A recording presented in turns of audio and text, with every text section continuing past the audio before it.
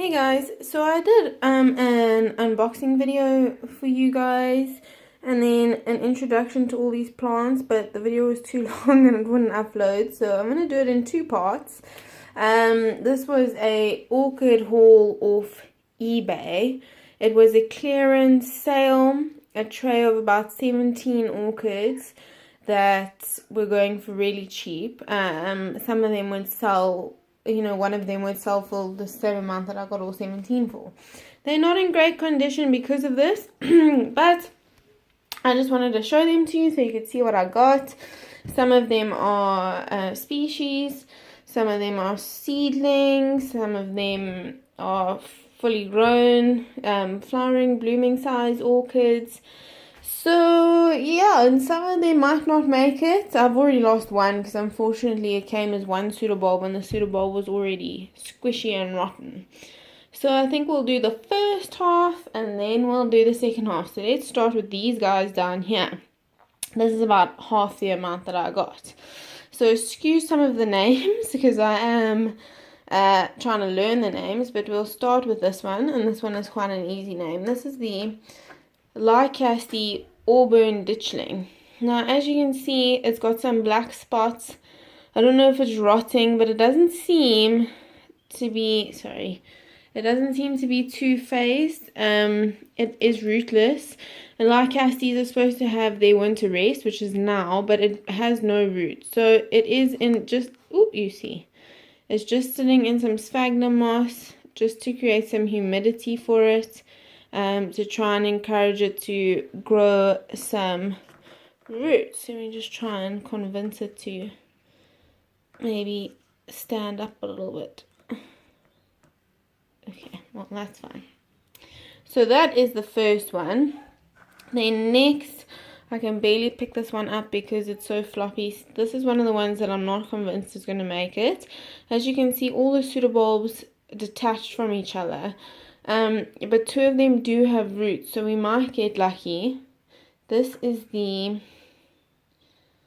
got a funny name actually. This is the Certochilum ramosissimum. The Certochilum ramosissimum. It looks like a kind of Oncidium kind of orchid, very similar. So yeah, we'll see how this goes. I'm not holding my breath, but you never know. The two growths with two pseudobulbs have a chance of pulling through if they deplete one pseudobulb to put energy in. So we'll see. Then next we have this one. This is the Paphiopedilum bulbringer. It is a beautiful, beautiful orchid. It has no roots, but the plant itself does not look bad. As you can see, it's a green-leaved variety of Paphiopedilum. But the Paphiopedilum seems to really bounce back, so I've got high hopes for it. I think this one will make it. This one I do have hope for. It does have one root. I'm not sure if this root is taking any water to the plant.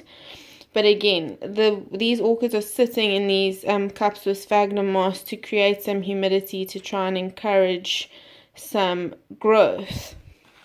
Then next we have this guy. This is the Paphiopedilum, I think it's the Rothschildianum, yeah. This guy has roots. You can see it's not in the greatest condition. This is cold damage. And obviously what happens is that even though the orchid itself will be fine, and it does have roots, it doesn't look nice. So they wouldn't have sold it. And I think obviously these orchids have suffered a lot of neglect because of that. So it has got roots. As you can see, he's stable, he's happy now. So this one will definitely be okay. It just is a matter of caring for it properly. Then we have a tiny little orchid here. This is the Bulbophyllum cristatum. I can't tip the pot, so let me see if I can get some light in there somehow. It is tiny, tiny, tiny little Bulbophyllum. Bulbophyllums don't like to be disturbed. So yeah, guys, I don't know. We'll see. There we go. See what we can do. He does have two extra little growths there. So I think it should be able to put out a new growth. It doesn't have any roots, but we'll hope for the best. Then this is the Paphiopedilum vardivar alba.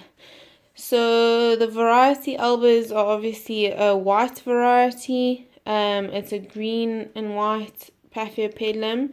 This is totally rootless, no roots, but it does have, the foliage looks really good. It's not looking too bad, so I think this will bounce back as well. The Paphiopedilums are really good at bouncing back, so I'm not feeling too concerned about them.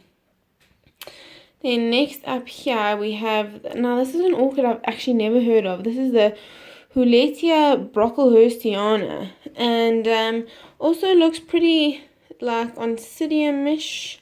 Unfortunately, all three of these bulbs have separated. As you can see, they are depleting.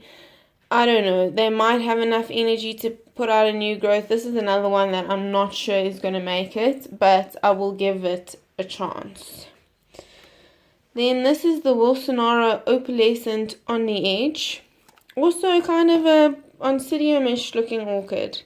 It's a beautiful orchid. As far as I know, this is a species. The bulbs are still attached, so I've got some hope for this one. I actually think this one should be fine. I think as long as it puts out some new roots, which it should do, I've got confidence that it will put out new roots. Whoopsie daisy. I think this one will recover. So it's just also a case of just providing some humidity for it so it puts out new roots. And then lastly from this one, which is the saddest looking but also the biggest one, is the Paphiopedilum. What have we got here? The Paphiopedilum gratricianum Giza. So it is a big orchid. It has roots, but yeah, neglect deluxe. I mean, these leaves, this is broken. This will die. As you can see, it's dying from the end here. So eventually this will come off, but I'm trying not to disturb it too much. It's not going to put any energy into that. You can see its new leaf desiccated. This leaf is also broken. This is a really, really big orchid, actually. If this was looked after properly, it would be huge. And these leaves are massively long. So yeah, again, this I'm sure will make a recovery. I've got every hope for it. I think it'll be fine. The spotting is part of its color. It's not rotten. I think this is going to be fine. I have hope for it. So yeah. So that was the first part, guys. Look out for the next video. It will follow just behind.